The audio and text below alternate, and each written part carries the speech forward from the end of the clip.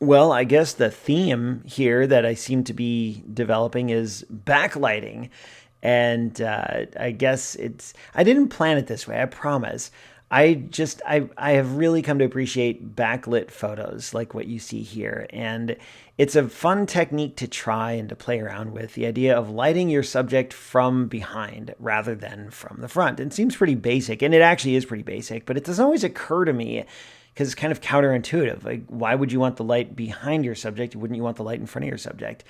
But in this photo, I really wanted to capture this butterfly backlit, and it's something that I've tried.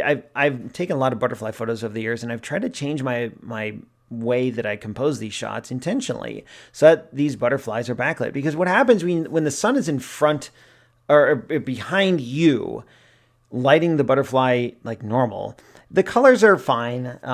There's nothing wrong with them, but it's transformed when the sun is behind the butterfly, and the butterfly's wings, no matter what kind of butterfly you're shooting, they take on this brilliant translucent quality, and the colors just come alive. And you can also see a white silhouette around the edge of the butterfly's wings here, and even on the purple flower itself. And all these little details just explode with vibrance that you just miss with a traditional, normally a front lit photo. And so that was a very intentional choice here. I obviously couldn't make this little moth do what I wanted, but I followed it around, and I try to be patient and wait for a photo like this to happen.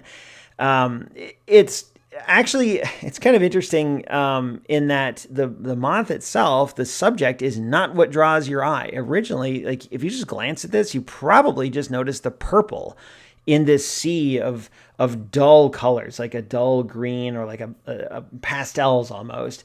And then maybe after you notice the flower, then you noticed more things like the butterfly. And that was not intentional. I kind of wish the butterfly had more colors to draw you, because that's really what I wanted the viewer to focus on, was the butterfly. But it had this kind of opposite effect where it's actually the flower that draws your eye and not necessarily the butterfly. But I think that's kind of cool. I kind of like it. I haven't really done that before. Shot this at f8, 3/50th of a second, ISO 220, and the f8, yeah, it's almost a two-dimensional shot with the butterfly because the wings are it's just like a sheet of paper. But if you want a photo like this to be sharp, you gotta stop down that aperture. You can't blow out your aperture like f2.8, which is the max that this lens will shoot, because there's no way you can control the depth of field unless you do like crazy focus stacking, which you can't do on a shot like this because everything is moving so fast. So I don't know how many photos I took. I took a lot and ended up with this one that I really liked. And I don't know, I'm pretty happy with it. I don't know if I'll keep doing more backlit photos. I guess time will tell, but it is a fun technique to experiment around with.